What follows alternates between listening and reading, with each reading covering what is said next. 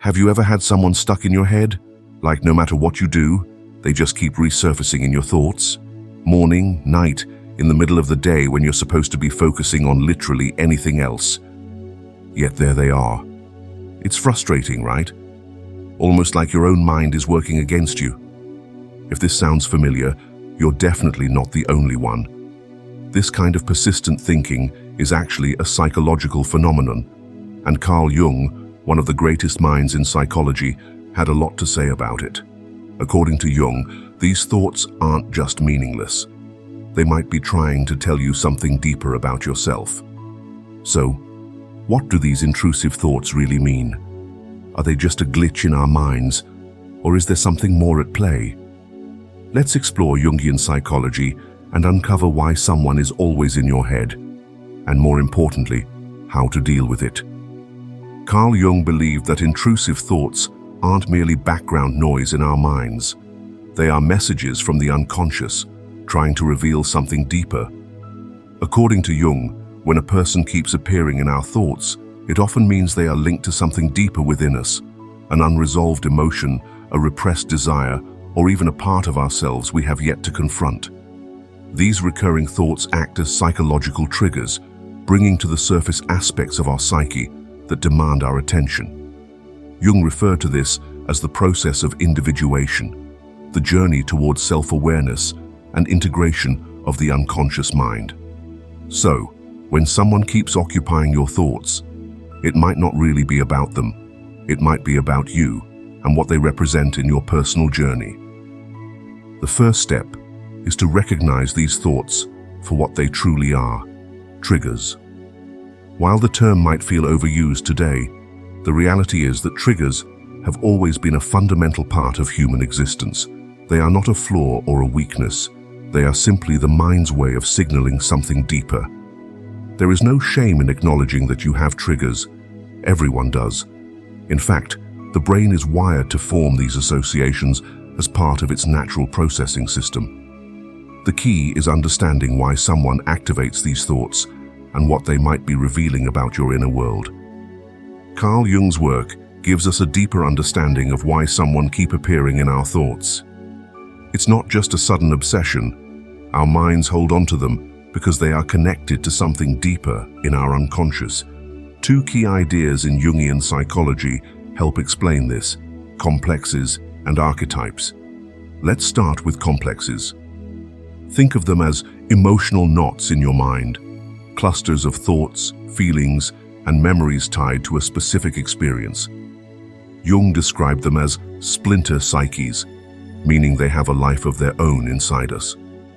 When someone triggers a complex, it's like pressing a button that instantly brings up old emotions, sometimes from childhood or past relationships.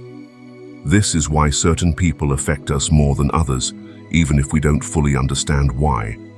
They remind us of something unresolved, and our mind keeps returning to them as a way of working through it.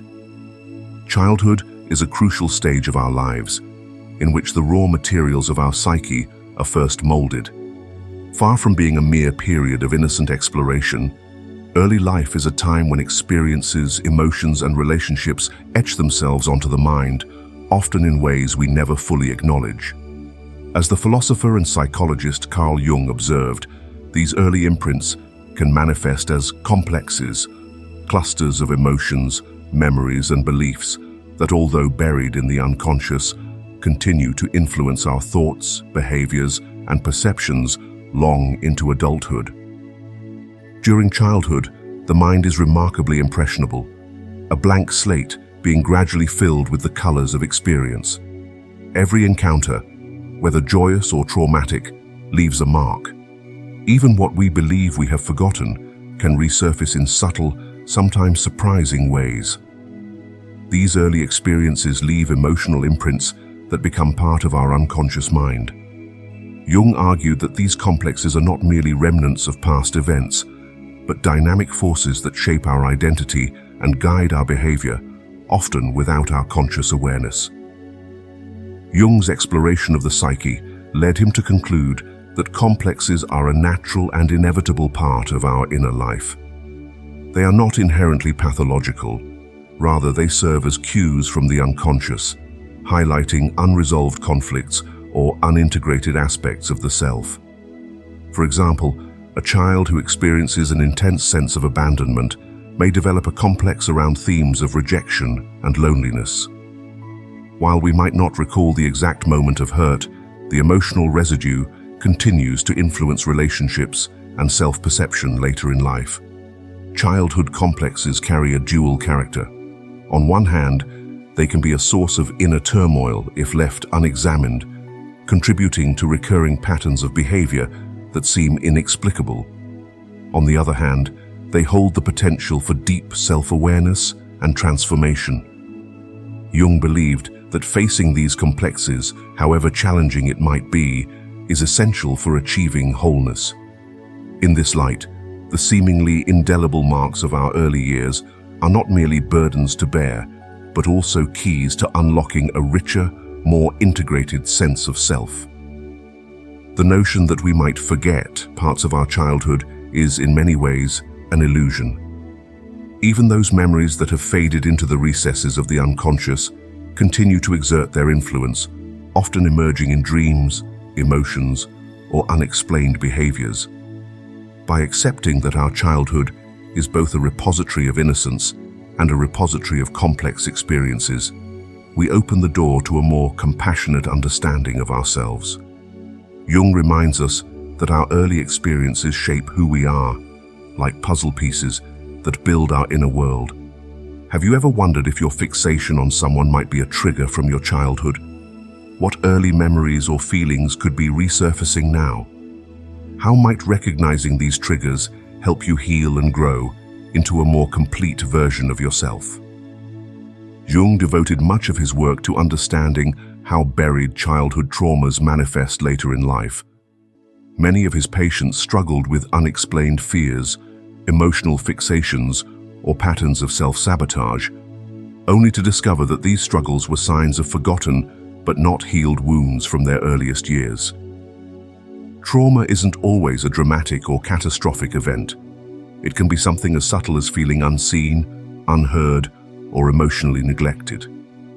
A parent who was emotionally distant, a caregiver who was overly critical, or even a childhood friendship that ended in betrayal.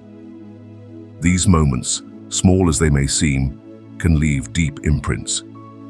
Jung believed that unresolved childhood wounds often resurface in adulthood, disguised as intrusive thoughts, fixations, or intense emotional reactions to certain people. So, what does this have to do with your thoughts about someone? When you find yourself obsessing over a person, unable to let go, it might not be about them at all. It might be about a trigger from your past. Maybe they remind you of a caregiver who never gave you enough attention, and now, deep down, you're seeking validation. Maybe they represent a part of yourself that was rejected in childhood, and your mind is trying to reclaim it.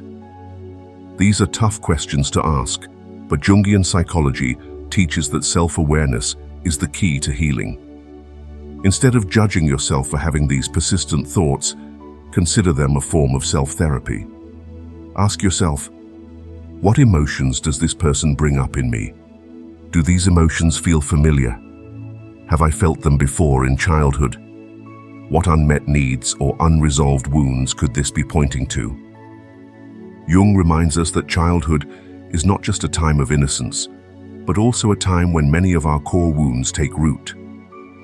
By exploring these hidden influences, we give ourselves the chance to heal, grow, and break free from unconscious patterns that no longer serve us. The more we bring these buried experiences into the light, the less control they have over us, and the closer we come to living as whole, integrated versions of ourselves. Then there are archetypes, universal patterns that shape how we see the world. Jung believed these exist in every culture and every person's mind.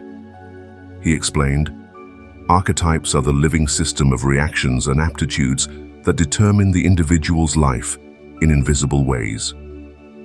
They influence how we relate to others, often without us realizing it. Jung believed that archetypes, universal, timeless patterns within our collective unconscious, often shape our inner world and influence how we see others. Think of archetypes as psychological blueprints, universal roles or symbols that keep appearing in human experiences. You might recognize them from stories and movies. The rebel who challenges authority, the healer who brings wisdom and comfort, the outcast who struggles to find belonging, or the seeker who embarks on a journey of self-discovery. These aren't just fictional ideas, they reflect something deep within the human psyche. Jung argued that we all have these archetypal energies inside us, and different people in our lives can trigger them. So, when you find yourself thinking over a particular person, it might be because you're projecting these archetypal images onto them. For example, have you ever felt that someone embodies the qualities of a hero, a lover, or even a nurturer? Could it be that your fixation isn't entirely about who they are, but rather about what they represent to you deep down? Consider asking yourself, what traits in this person resonate with the archetypal images you hold? Is your admiration a reflection of an ideal you've longed for since childhood, a safe haven, validation, or even a sense of adventure? Perhaps your intense focus is a mirror of unresolved feelings or unhealed aspects from your past, where these archetypal figures played a significant role. By exploring these questions, you might discover that your obsession is less about the person in front of you and more about the deep, universal patterns that have been woven into your psyche since childhood. Recognizing these projections can be the first step toward understanding your inner triggers and moving toward a more integrated sense of self. It's easy to get caught up in idealizing someone, thinking they have something you lack. But take a step back. What if your fixation on this person is actually a reflection of something within you? Jung reminds us that thinking is difficult, which is why so many people rush to judgment, whether of others or themselves. But you're on a road of self-awareness, and that means questioning, not judging. Ask yourself, do they possess qualities you admire? Is this admiration actually a sign of the potential within you, waiting to be developed? Complimenting others doesn't diminish you. In fact, it shows strength. It means you recognize and appreciate beauty in the world around you. Instead of feeling small in comparison, use this as a moment to learn. What does your attraction to this person reveal about your own desires, ambitions, or even hidden insecurities? Can you take inspiration from them rather than fixating on them? Judgment keeps you stuck, but thinking moves you forward. Stay on the path of self-awareness. Reflect, understand, and grow. Through this road, you will know if you are genuinely attracted to that person and the qualities you admire in them. By acknowledging your admiration, you will find the next road to move your emotions through expression. Admiration is a powerful force. It can either keep you fixated or guide you toward growth. Once you recognize what truly draws you to them, the next step is finding a way to channel those emotions through meaningful expression. Whether through creativity, self-improvement, or deeper introspection, this journey allows you to transform admiration into inspiration, turning what once felt like an obsession into a source of personal evolution. Another powerful archetype in Jungian psychology is the shadow, the hidden part of our personality that we often don't acknowledge or even recognize. Jung believed that every person has a shadow, made up of the traits, desires, and emotions we suppress, either because they don't fit our self-image or because society has taught us to reject them. However, just because we ignore these parts of ourselves doesn't mean they disappear. Instead, they linger in the unconscious, influencing our thoughts, behaviors, and most importantly, our emotional reactions to others. Jung once said, "Everyone carries a shadow, and the less it is embodied in the individual's conscious life, the blacker and denser it is." This means that the more we deny or ignore these hidden aspects, the stronger they become, often showing up in unexpected ways, such as intrusive thoughts about someone who deeply affects us. Sometimes, when we find ourselves obsessed with or repelled by another person, It's because they reflect a part of our shadow that we haven't fully confronted. For example, if we suppress our own confidence or ambition, we may become fixated on someone who embodies those very qualities. We might admire them intensely or, conversely, feel resentment toward them. Either way, the emotional charge is a sign that they have activated something in our unconscious. Jung explained, "The meeting with oneself is, at first, the meeting with one's own shadow." In other words, these thoughts aren't really about the person. They are about us. They are an invitation to look deeper, to acknowledge what we have buried, and to consolidate it into our conscious self. Instead of fearing these thoughts, Jung encourages us to see them as a mirror, reflecting what we need to work on. The goal isn't to eliminate the shadow, but to bring it into awareness. When we embrace our shadow, we gain a sense of wholeness, no longer at war with ourselves, but in harmony with all that we are. At the end of this journey, you'll come to a powerful realization. You've always had the ability to find balance within yourself. The harmony you've been searching for isn't something external. It's been inside you all along, waiting to be uncovered. What once felt like chaos or fixation will start to make sense, and you'll see that even the most confusing emotions are part of a greater pattern shaping your growth. Jung reminds us, in all chaos, there is cosmos. In all disorder, a secret order. The moments of doubt, the struggles, the overwhelming feelings, they aren't random. They are stepping stones leading you to a deeper understanding of yourself. And as you embrace this process, you'll realize that your mind, just like the universe, holds its own beautiful order. Healing isn't about erasing the past. It's about making sense of it, integrating it, and moving forward with clarity and purpose. Ultimately, this journey isn't just about understanding your emotions. It's about reclaiming your power. It's about realizing that you are not a prisoner of your past, your thoughts, or your fixations. You have the ability to step back, reflect, and reshape the way you see yourself and the world around you. The mind, like the universe, thrives on both chaos and order. And when you stop resisting and start listening, you'll find that everything you need has been within you all along. Healing isn't a destination. It's a way of being, a continuous unfolding of self-awareness, strength, and transformation. At the end of the day, by embracing this journey, you will find balance in both body and mind. You'll become more self-aware, more in tune with yourself, and better equipped to navigate life with clarity and both mental and physical strength. If they're still on your mind, it's not just about them, it's about you, a reflection, a reminder, a message from the parts of yourself you've yet to fully meet. Jung didn't tell us to escape these thoughts. He told us to study them, because behind every fixation is a key to your childhood wounds, your hidden strengths, your untapped potential.